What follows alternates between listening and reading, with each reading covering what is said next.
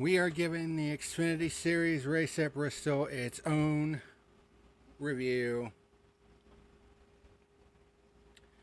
because this may very well have been Dale Jr.'s last race. We don't know that for certain, but there is a likelihood that this will be his final race in NASCAR. So, figured, why the fuck not? Let's do a review. And besides, there's a lot of other shit that I wanted to talk about because there was a lot of silly season stuff and some crazy shit that's going on in IndyCar right now. So we're going to be getting into all that, and I hope you're ready because the review has a new look to it. So let's get into it. This is the fuel.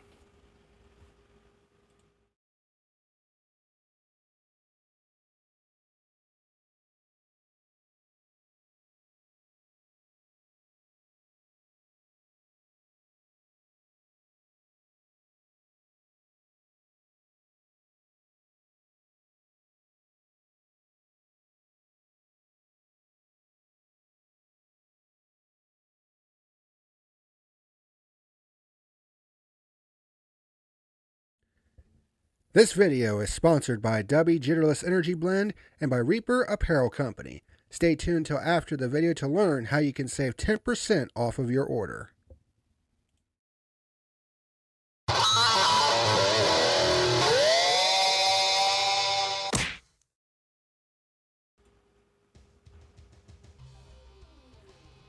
Hey, what's happening, ladies and germs? This is the PackerMan, and welcome to this edition of The Fuel.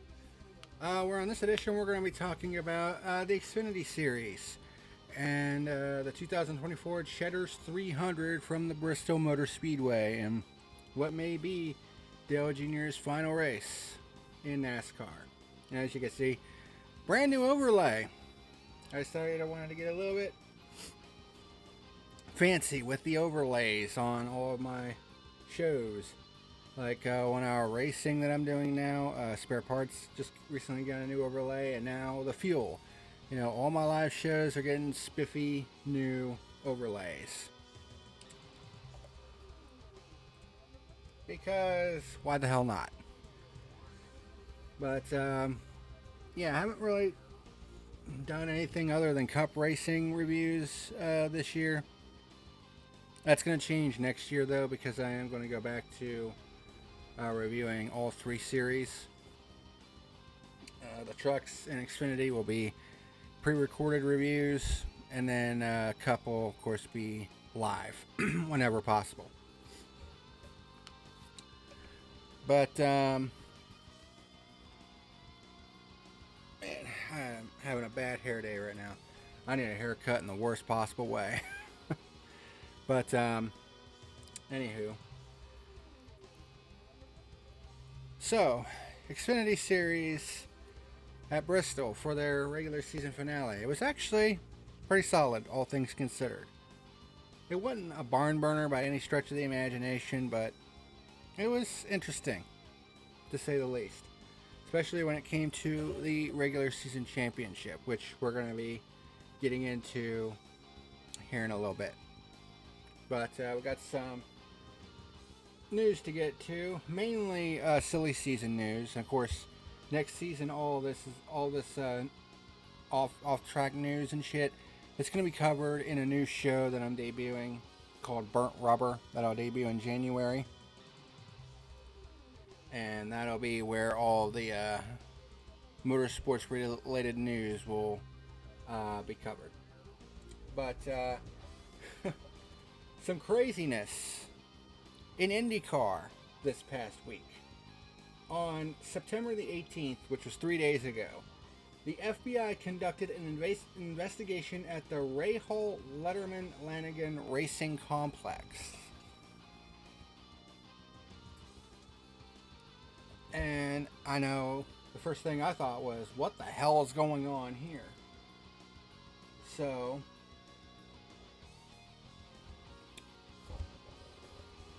as this thing takes forever to load, So, FBI conducts investigation at Ray Hall Letterman Lanigan Racing Complex. This is on CBS 4. Okay, looks like it's just a video, so... And of course it's going to have an advertisement. Fucking hell. Alright, Alright, I'm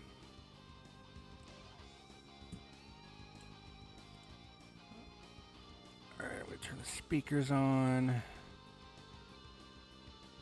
Hold on 1 second. Pause it right there.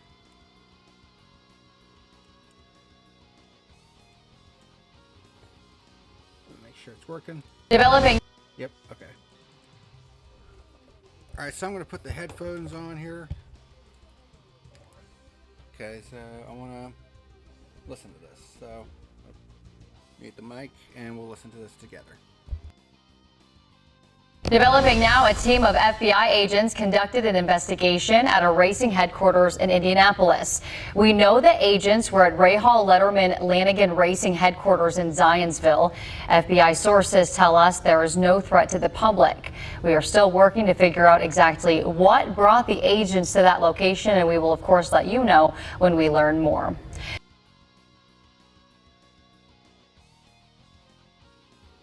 Okay, so that didn't really tell us jack shit, just what they already know. But there was something that came up that said that the source of the investigation is alleged to involve a former employee of the Andretti Global IndyCar team who left the team to join RLL in a senior engineering role, and the alleged transfer of intellectual property from their former team to their current team. Ooh, so if that's the case, this is basically Spygate all over again. Look that up in racing terms if you don't know what I'm referring to, but that's a pretty serious allegation. I mean, that's paramount to cheating of the highest order. You know, and that is not a good look whatsoever if that is indeed the case. So obviously this is a developing story. Let's take a look and see if there's been any updates.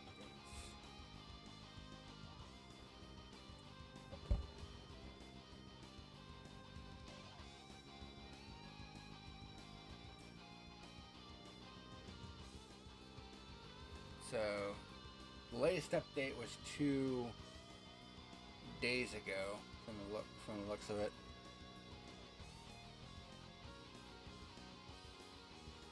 So let's go on motorsport.com.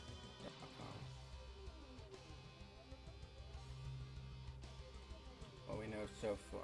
Investigators from the FBI arrived at 8:30 a.m. at Ray Hall Letterman Lanigan Racing's facility, with multiple reports emerging Wednesday afternoon that an operation was underway. As staff were asked to step back from computer. I did not.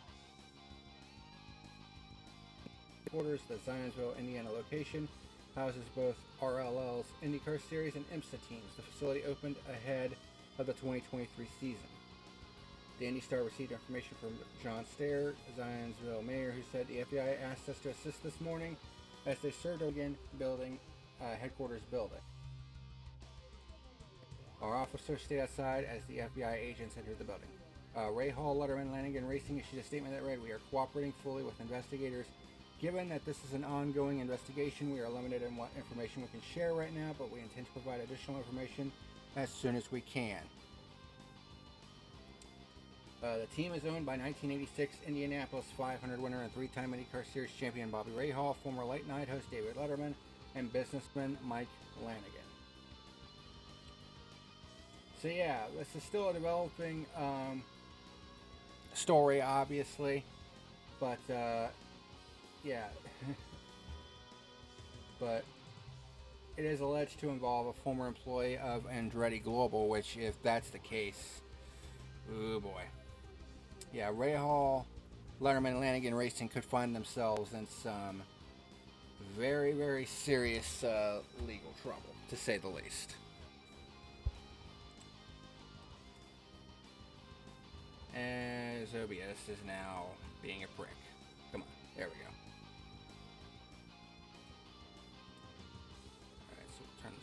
off. So that's what's been going on in the world of IndyCar. And of course, this came right on the heels of the championship being decided at Nashville, literally days before.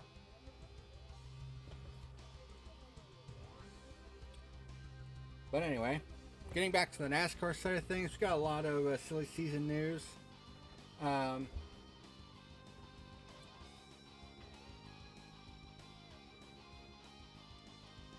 So Bubba Wallace has signed a multi-year extension with 2311. In Atlanta, Bubba Wallace said that his contract talks were on hold until 2311 Racing signed the new NASCAR charter agreement. The news of his multi-year extension indicates there could be some movement on 2311's charter agreement situation. Of course, that's still kind of a work in progress there as well. In the Xfinity Series, with Parker Kligerman retiring from full-time competition after this year, it's been reported that Nick Sanchez, currently in the hunt for the Truck Series Championship, will drive the number 48 car for Big Machine Racing full-time in 2025. So Nick Sanchez is going to be getting to move up to Xfinity after having a pretty successful second season in the Truck Series, in which he's currently in the playoffs after winning a couple races this year.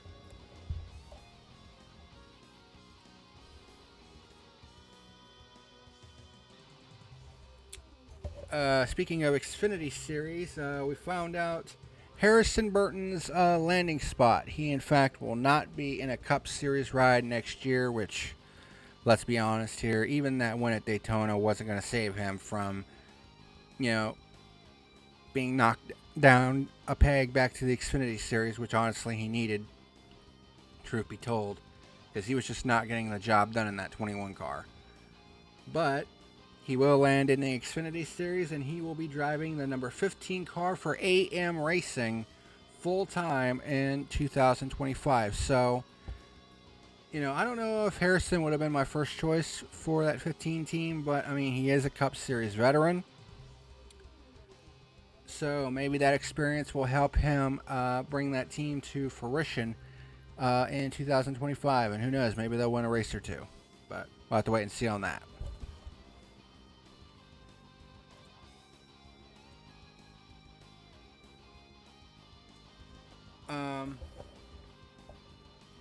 So a bit of news on the business side of things, and the fact that Ty Norris left Trackhouse Racing as their, I believe he was their chief business officer, I believe, either that or their president. I can't remember what it was, but he left Trackhouse. It was on amicable terms, so there was no bad blood or anything of that nature.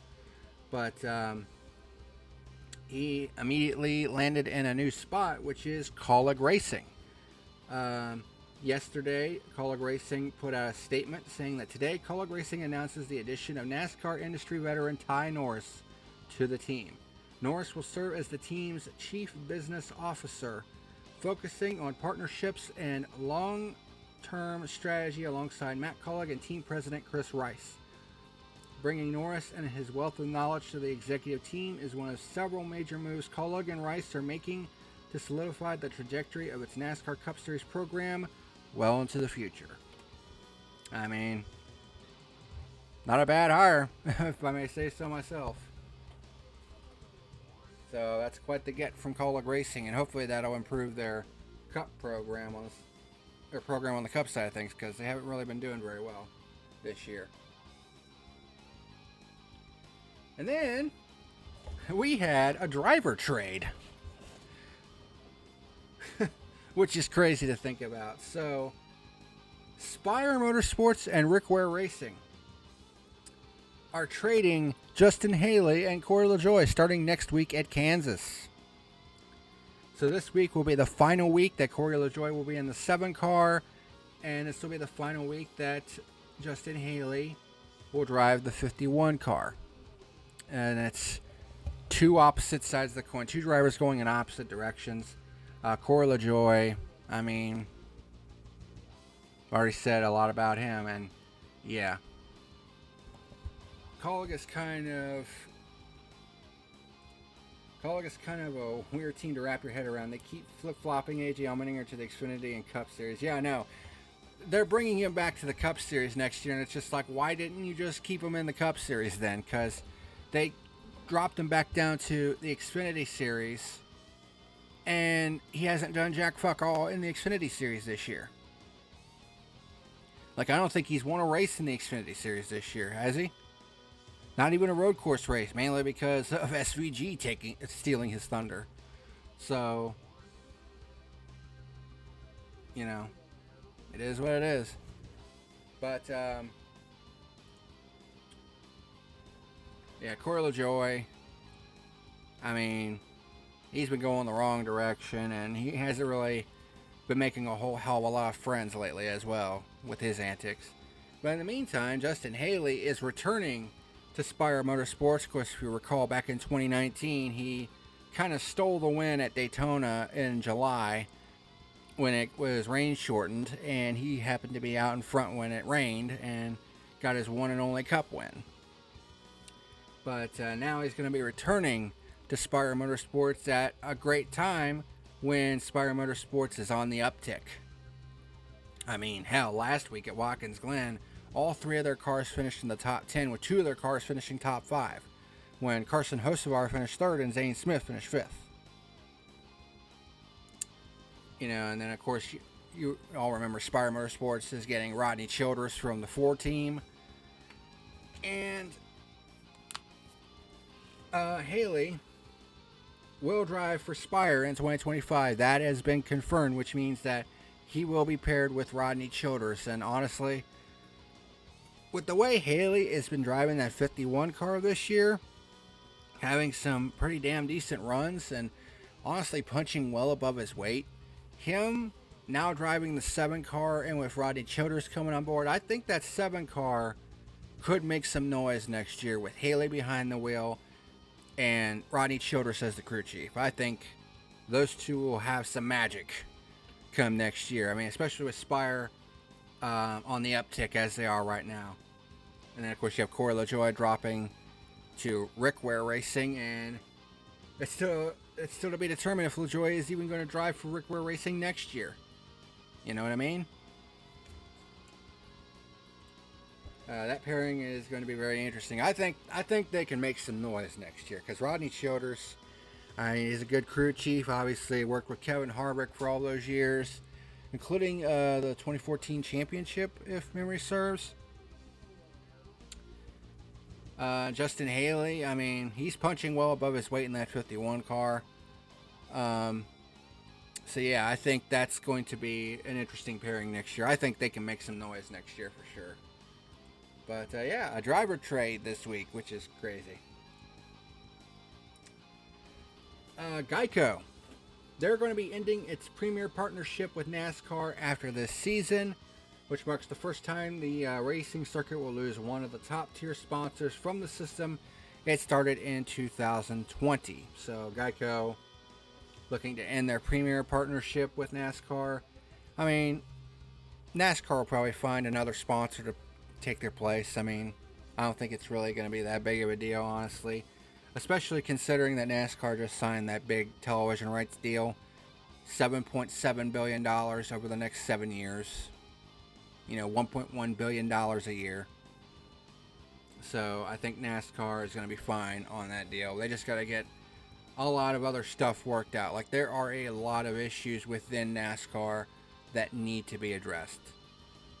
And I think that's something I'm going to have for the first episode of Burnt Rubber, is what can we do to fix some of the shit that NASCAR has that's just completely off the rails. So that's something that I'm going to think about for the first episode of Burnt Rubber, as well as a lot of other shit that's going to be going on, you know, in terms of news heading into the off season. Let's see, is there anything else? Statement from Colleague, we already did that. Nope, that's it. Alright, so that is all the news stories that have happened this week in racing. So hopefully that'll make the Cup review a little bit lighter than usual. And hopefully the Cup race doesn't completely suck dick. At least that's the hope. So, yeah. Let's go ahead and get into the race review itself. So, 2024 Cheddar's 300. This race went by pretty quickly. It only lasted 2 hours. Stages were 85, 85, and 130. Chandler Smith started this race from the pole. Allgaier, however, led lap 1 as he got around the outside and passed Chandler Smith for the lead, which really isn't a surprise because Allgaier is pretty damn good on the concrete tracks. But then we had our first caution on lap 3 when Cole Custer smacks the wall off of turn 4 due to a right front tire going down right at the beginning of the race. But as you all pretty much watched, he pretty much came back and still dominated the race. Restart on lap number 10 with Allgaier as the leader. Chandler Smith tries to retake the lead from Allgaier. There was some bumping and banging back at the back of the field. And of course, Dale Jr. was in this race. And he was having all sorts of problems. He was having radio issues, so they swapped the helmet out. And you can see he was trying to get the Hans device hooked up. They were still having problems, so they had to come down pit road and try to change the wiring, I guess, try to plug it in a little better, and they finally got it fixed. But then they dropped the radio dropped out of its holster, and the volume got turned all the way up. So Junior was telling his father, "Hey, you might want to speak a little bit more softly, so that way it's not blowing my eardrums out." And then, of course, he also had to get some new glasses because the ones that he usually wear were somewhere in the cockpit. He had lost those, so he had to get a new pair of glasses. Like, he had all sorts of freaking problems in this race, and he still ended up with a top 10 finish despite all of it. So, and bear in mind, Junior is 49 years old. He's going to be 50 in October. And he's still able to get out here on these one race deals and run as good as he does. I mean, what else can you say? We had a second caution on lap 53, and this is the one that kind of fucked Allgaier. Parker Retzlaff and Austin Green, 31 and 32 cars in a wreck after Green has a right front tire go down right in front of the leader. Allgaier gets by, but basically has the rear body panel ripped off by the 32 and has to come and get it cut off. 1 second.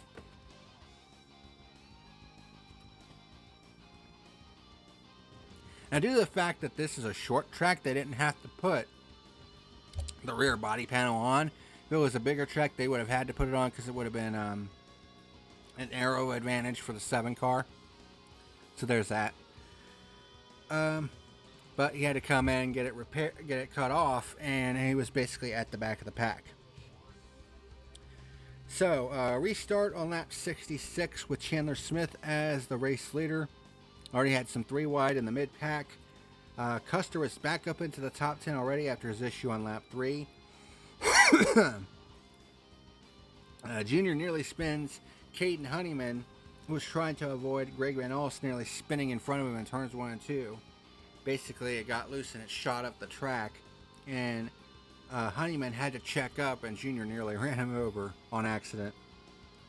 There was a great battle for third between Allmendinger, Sheldon Creed, and Anthony Alfredo, who looked like he was in a Pato Award cosplay paint scheme, because I swear to God, that 5 car looked like something that McLaren would have.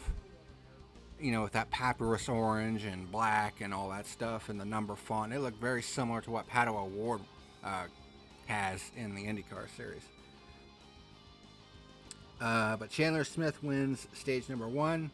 We had pit stops, and Sheldon Creed wins the race off pit road. Kligerman was penalized for an uncontrolled tire, and that one was pretty obvious. However, Ryan Sieg stays out and leads the start of stage 2, but Sam Mayer makes the move 3 wide around the outside to take the lead on the restart. Junior was up to 5th after finally getting the radio issues fixed. Allgaier back up to 2nd after losing the rear bumper cover off his car. Creed, Custer, and Chandler Smith trying to fight their way back towards the front on fresher tires. Matt DiBenedetto loses power in turn 4, so he has to bring it to pit road. 4th through 8th was just in a heated battle at this point. Junior Motorsports cars were 1, 2, 3 on lap 115, but then we got our third caution on lap 121 when Parker Kligerman gets a hit from the 44 car. I don't quite remember who it was, but he goes drifting through turns 3 and 4, and I don't know how the hell he saved that car. Like, that car should have been gone, but he somehow managed to regain control of it without hitting anything. I mean, I don't even think he hit the outside wall with the right rear. Like, that's how crazy that was. I was just like, holy shit. That was probably the save of the year right there. So we got a restart on lap 127 with Sam Mayer as the leader. But Brandon Jones, his teammate, does not get a good restart. Custer starts fighting Allgaier for the second spot and takes it as Allgaier decides to go to the bottom line for whatever reason, which would end up costing him here at the end. Custer starts putting pressure on Mayer for the race lead. Creed gets by Allgaier for 4th. We have our first pure lead change on lap 151 when Cole Custer takes the lead from Sam Mayer. And then we have our 4th caution on lap 154, which pretty much decides the Xfinity Championship, or the Xfinity Regular Season Championship. There's contact between Justin Allgaier and Sheldon Creed battling for a top 5 spot. That sent the 7 nose first into the inside wall. Down the back stretch, it looked like Custer was trying to cut underneath, I think it was Chandler Smith that he was racing with. It was Chandler Smith, Sheldon Creed, and also Justin Allgaier. They were all battling for position. Creed was going to look like he was going to try to cut underneath the 81, and I don't think Allgaier realized that they were basically in a 3-wide situation, and basically they door slammed together, and it sent the 7 into the inside wall. Pete stops. Custer wins the race off pit road. Allgaier, as he was trying to get out of pit road, ran over the block that the car was sitting on and also took the Sawzall with him and basically ground the side of the Sawzall off. But it got back to the pits, and Marty Snyder actually showed that the damn thing still worked, even though one whole side was ground off of it. I mean, it was a DeWalt, so I mean, I don't know. I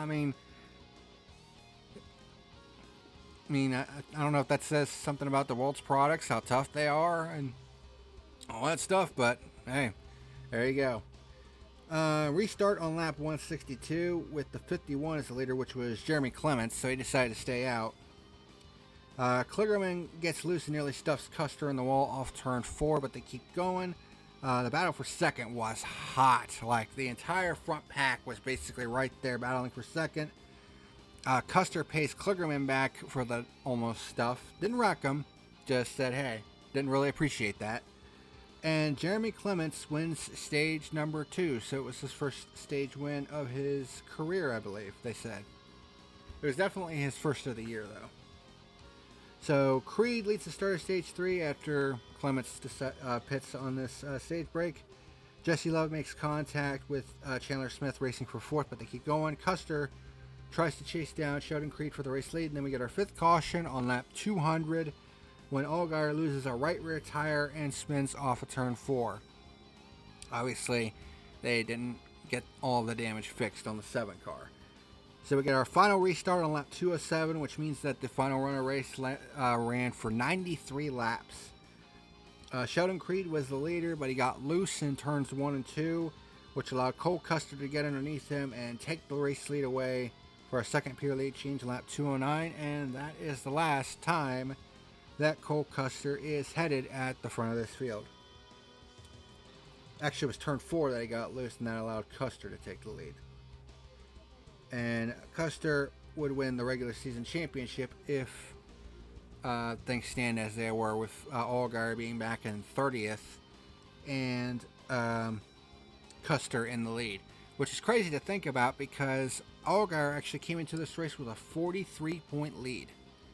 He ended up losing 46 points to Custer in this race. That's how quickly things can change.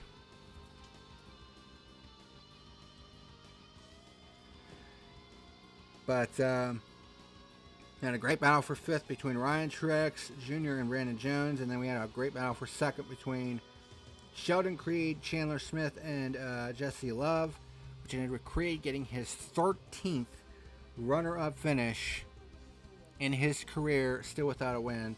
And I guess Chandler Smith, for some reason, was not happy with how Sheldon Creed raced him, but from what I could tell, Creed did nothing wrong. Like, there was never any contact between the two of them, so, you know, Chandler Smith, I mean, Jesus Christ, dude, you need to realize that it's not Sheldon Creed's job to let you go by, because he's trying to win the race himself, and he's in the playoffs himself. You know, he's trying to win the Xfinity Championship himself, so it's not his fucking job to let you by. So you can stop with the fucking prima donna bullshit. That's something I'm getting a little bit fucking sick and tired of. Oh, you didn't race me the way I wanted. Guess what? That's going to happen all the fucking time. It's not their job to let you by. It's their job to try to maintain their position and try to win the race.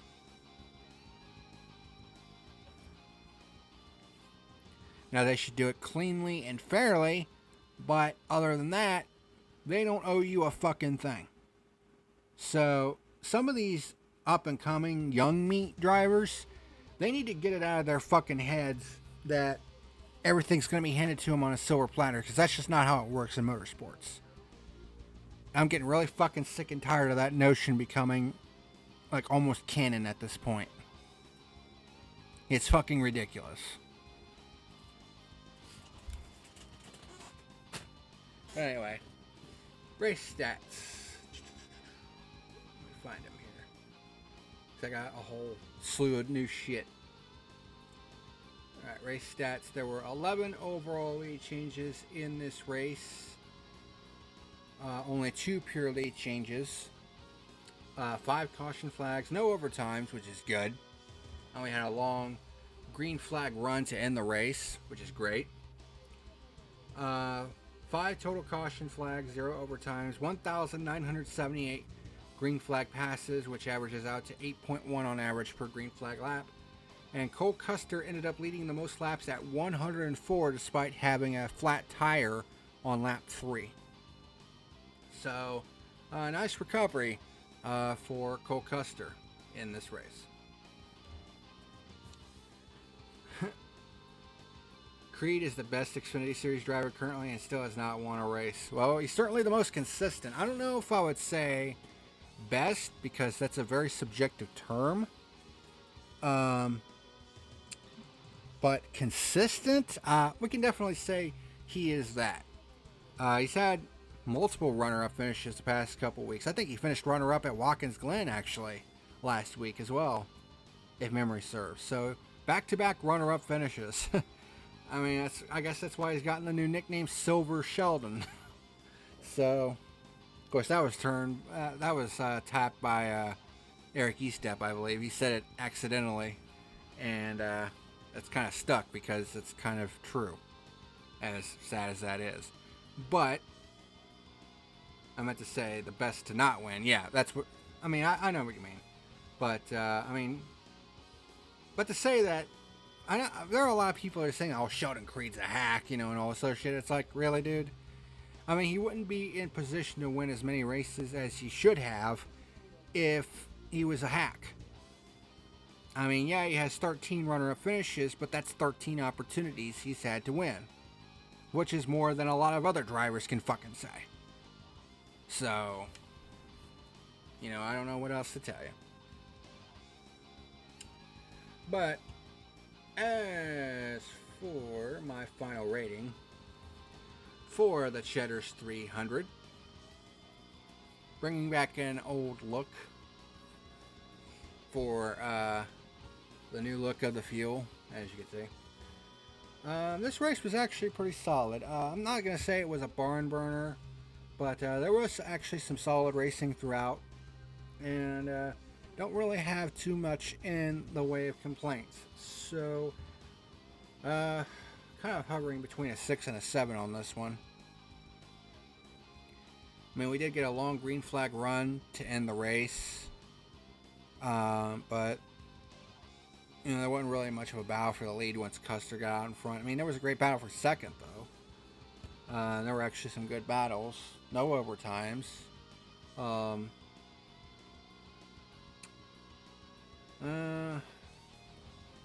You know what? I'm going to be a little generous this time around, especially since it might be Junior's last race. And I'll give it a 7. A 7 out of 10 for my final rating. So yeah, you can see I got all the things here. So that's what a 10 looks like. I'm going to go ahead and demonstrate here. So there's what a 10 out of 10 looks like, and then a 9, an 8, and you can see the fuel gauge emptying out. 7, 6, 5, 4, 3, 2, 1, and 0, which is all red.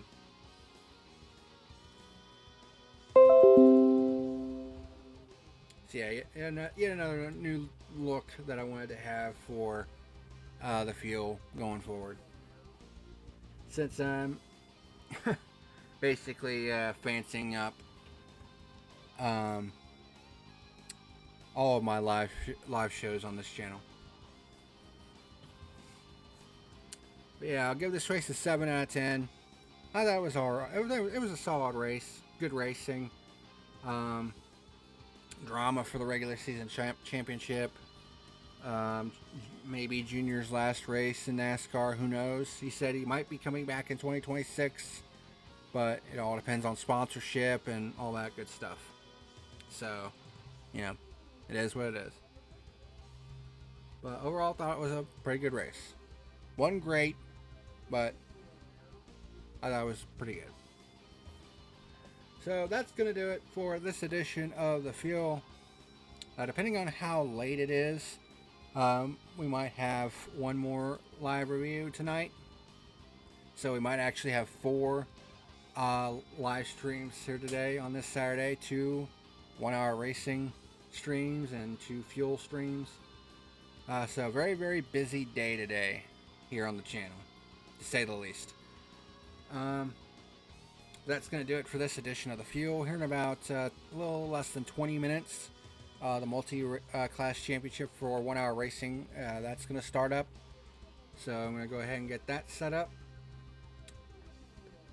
And then might be live again tonight after the Cup Series race at Bristol, the Bristol Night Race. And it's the final race in the round of 16. We'll see who's moving on and who's getting eliminated. But that's going to do it for this edition of The Fuel. Hope you enjoyed the new layout that I have here. Hopefully make things a little more flashy and not as bland as the previous one was. But thank you very much for watching. And until next time, this is the PackerMan signing out. See you later.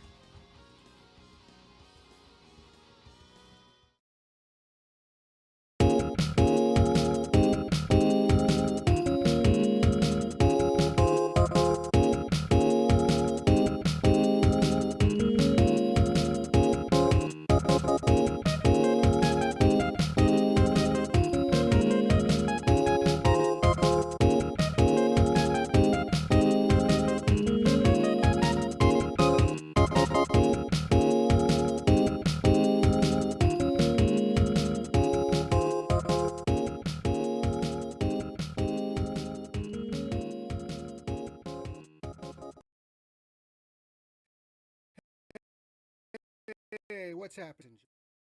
Hey, what's happening, ladies and germs? This is the PackerMan letting you know that tonight's video was sponsored by W Jitterless Energy Blend and Reaper Apparel Company. Special shout out to both of them for sponsoring my YouTube channel. W Energy is a jitterless energy blend that contains coffee fruit extract and was designed to give gamers a boost of energy without all the downsides of regular energy drinks like crashes and harmful ingredients.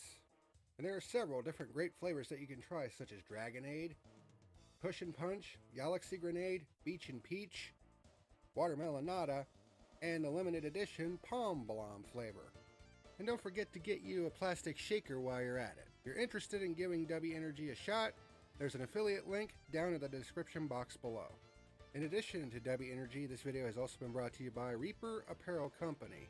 By clicking on the affiliate link down below in the description box, you'll be able to browse through many of their different wares, such as hats, t-shirts, hoodies, and other cool items. And that's not the only thing. When you place an order and you go to checkout, be sure to type in the code PackerMan and you'll be able to save 10% off of your order. And it would also help me out as well if you use the affiliate link, so thank you if you do. And also, special thanks to both W and Reaper Apparel for sponsoring my channel.